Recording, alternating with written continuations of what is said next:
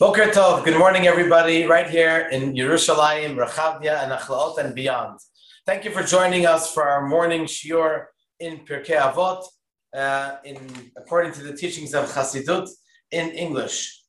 Please open your Siddur or your Mishna to Perek Bet, chapter 2, and we're smack in the middle of Mishnah Dalid. It's almost as if it's a new Mishnah and a separate Mishnah for itself.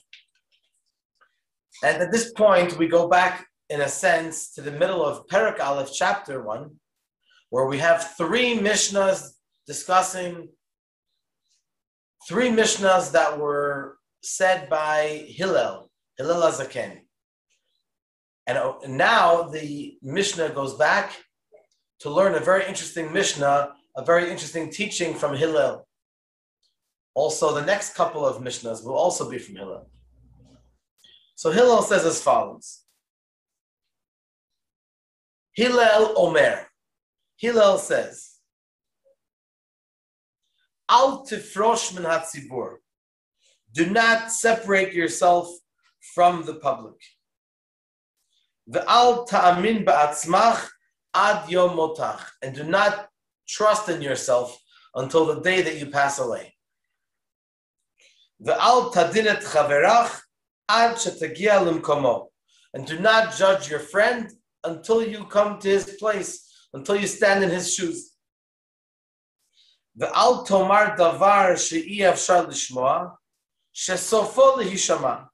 not say something which is difficult to be heard, and only later on it will be understood.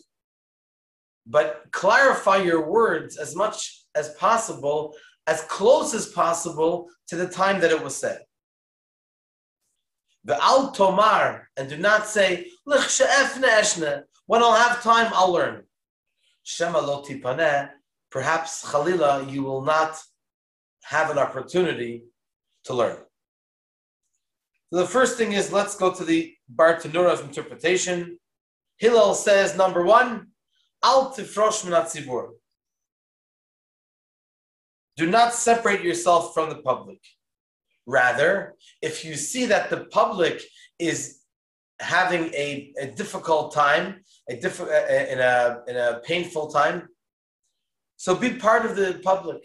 Don't separate yourself, because whoever separates themselves from the congregation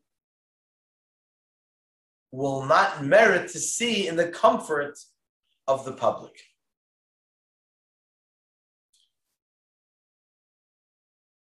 The second point is that Hillel says, "Ve'al ta'amin ba'atzmach ad yom motach." Do not believe, do not trust in yourself until the day that you pass away. For we see that Yochanan Kohen Gadol, the high priest Yochanan, he was a Kohen Gadol for 80 years, which means from when he was bar mitzvah for 80 years till he was 93, ulebesof na'aseh tzedoki. And at the end, unfortunately, he turned his back on Yiddishkeit and he became a tzedaki, which denies in the oral Torah, which is very, very sad, because in order to come out of the Kodesh HaKadoshim to the Holy of Holies alive, one needs to be a real tzaddik and really worthy of it. There was a certain period in a long period in the time of the second Beit HaMikdash, that every year they had to exchange the Kohen Gadol because the previous one passed away. He wasn't worthy of going into the Kodesh HaKadashim. So Yochanan Kohen Gadol was worthy for 80 years. And nevertheless, towards the end of his life, he turned his back on the authenticity of Yiddishkeit and halacha. So therefore, no one should be so sure of themselves until the end of their lives. The next point that Hillel says is, "Ve'al tadin et chaverach ad shetagia limkomo." Do not judge your friend until you come to his place. Im ra'ita chavercha. If someone sees their friend has had a test and unfortunately did not stand by the test, do not judge him, because you never know if you would be in his shoes, if you would be able to stand by that test. The next point that Hillel says, do not say something that cannot be heard, that only later on will be understood. Which means, clarify your words, and if you need to delve into a deeper explanation, then do that. Because it's not good for people not to understand what you're saying. Because that can bring about that people should make a mistake in your words. And the final word, and obviously this is talking about words of Torah. When you're teaching Torah or you're sharing a Torah thought, it's important to clarify to make sure that it's clear. The final statement of Hillel is, do not say, when I will have time, then I will learn. Because a person may not have that time. So if you have an opportunity, sit down, open a sefer, and learn Torah. And so now let's try to learn this Mishnah on a bit of a deeper level. The first statement of Hillel is, Al tifrosh min hatzibur. Do not separate yourself from the public. When it comes to Am Yisroel as a klal, as a general community of Am Yisroel, Hashem views us as being one unit. If someone comes along and tries to separate themselves, God forbid, from being part of the unit of Am Yisrael, then they are, in a sense, excluding themselves. Don't forget what happened with Korach in this week's parsha, going against Moshe Rabbeinu. Moshe Rabbeinu was the leader of Am Yisrael, and the majority of Am Yisrael obviously was with Moshe. Korach tried to instigate Am Yisrael against Moshe. And that is 100% wrong, both because it's against Moshe and also because it's against going on with the community, with the whole cloud. Don't forget that the word over here is tzibur, not to separate yourself from a tzibur. Tzibur is a public community. Tzibur, the root word of the word tzibur are 3 Hebrew letters, tzadik, bet, and reish. The tzadik stands for tzadikim, the bet stands for beinonim, and the reish stands for rishayim, righteous, intermediate people, and evil people. So the tzibur is made up of all types. Therefore, we need to all feel part of the tzibur in some way or other, and never to exclude anyone from a community, because that's what's special about us, that we are all one unit. The next point is V'al ta'amin ba'atzmach ad yom motach. A person should not believe in themselves until the day that they pass away. What could be the reason that someone could, for example, like Yochanan Kohen Gadol, after 80 years being the Kodesh HaKadashim, after 93 years of living a life of Yiddishkeit and Torah, what could be the reason that would cause Yochanan to go away from the authentic path of Torah? Is not because of his neshama. It's because of his body, some ulterior motives. If it was only up to his neshama, to his soul, then there's no question that would never have happened. But when someone has extra trust in themselves, that's where the ego comes in. And the ego is never something which coincides with Torah.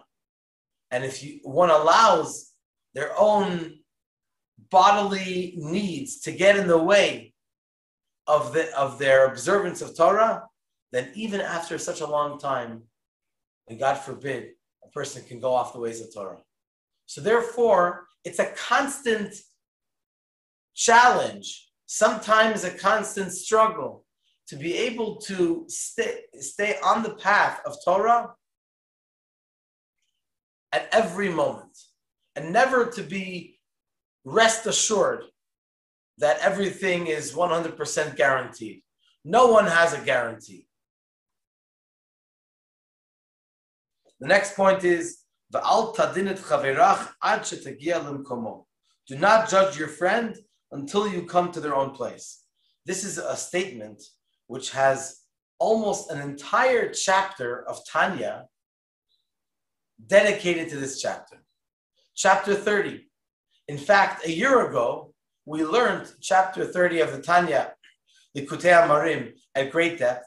And you can find it on our YouTube channel, on the playlist of Tanya, morning Tanya classes, Tanya chapter 30.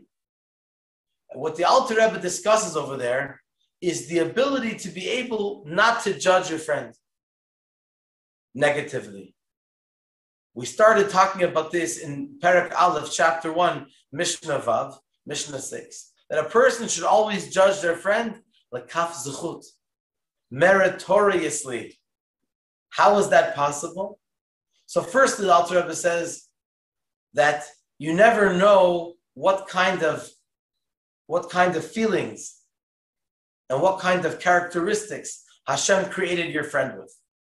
For you, a test may be simple, but for the other person, a test might be very, very challenging. And if you had those challenges, then you may not have stood by the test either, just like him. So therefore, once again, we need to look at our friend with a different pair of glasses. The prism that we need to look at our colleague is only meritorious. He probably didn't mean it. He probably didn't know. 100 excuses. When it comes to ourselves, then we can't use excuses. When it comes to our friend, then we need to exercise the ability to look at the individual and not what he did, to separate, to divide between the person himself, the individual, and his actions. The next point is V'al tomar davar she'i efshar lishmoa shesafo liyishama. That's a pretty straightforward statement about learning Torah. When you teach Torah, you need to make sure that nothing wrong, a wrong message, should not come out by mistake. You have to understand that when we talk about Torah, the Torah is not our Torah, it's Hashem's Torah. Noten HaTorah, every moment Hashem gives us the Torah. So therefore,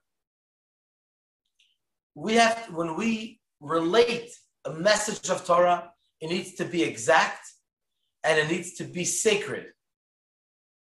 When we talk about the Torah Sheba'al Peh, the oral Torah, so we have Rabbi Akiva, we have Rashi, Rambam, Baal Shem Tov, all the great tzaddikim that interpret the Torah.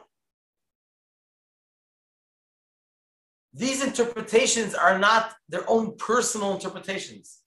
These interpretations are divine, that are said through Ruach HaKodesh, through divine inspiration.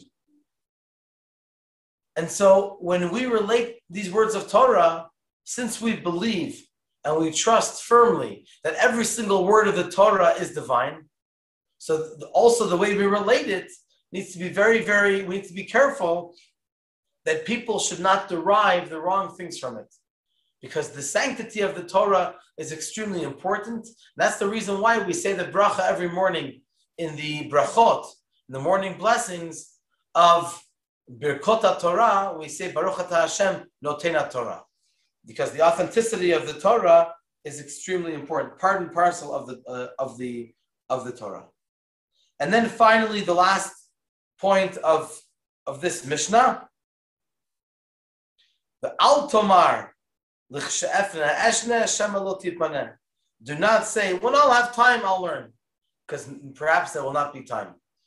The concept of learning Torah is not just a technical thing of learning Torah. it's la'asok b'devrei Torah, to put yourself into it as an occupation. So just like when you're in Chassidus, it says there's a difference between the employer and the employee. The employer is an individual who lives the business. The employee comes 9 to 5, and when they're finished, they sleep tight. But the employer doesn't sleep barely. In other words, he sleeps lightly just in case he's needed. He's always ready to be called to the job. So if we come from an approach that we are an employee, then if we learn Torah, it's okay. And if we're busy with other stuff, we're busy with other stuff. When we'll have time, we'll learn. But that's not the approach that we're supposed to have when it comes to learning Torah. We need to learn Torah like an esek, like an occupation, like you're the owner of the business. When you're the owner of the business, you care for it. When you're eating, even when you're doing other stuff, when you're sleeping, you're always immersed into the intensity of the job, of the occupation. And that's how we need to learn to look at learning Torah, not just time-wise, but also in quality. The quality of our learning Torah needs to be head and body devoted, immersed into learning of the Torah, even if it's a short amount of time, relatively speaking, a half hour, 20 minutes, even 5 minutes.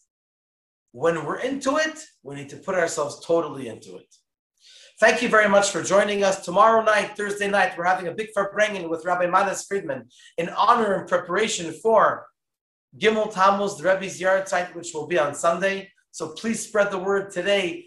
Send out the message, an email, and WhatsApps, so that we can get the word out with a special link of the Zoom, and also that's our Zoom and our Facebook Live. We're very humbled that we're going to be using we're going to be hosting such a prominent event over here, special for English-speaking Chabad houses over here in Eretz Yisroel. And so thank you for joining us, and we look forward to seeing you tomorrow morning and, of course, Friday morning for Kabbalah Cafe. All the best, and shalom, shalom.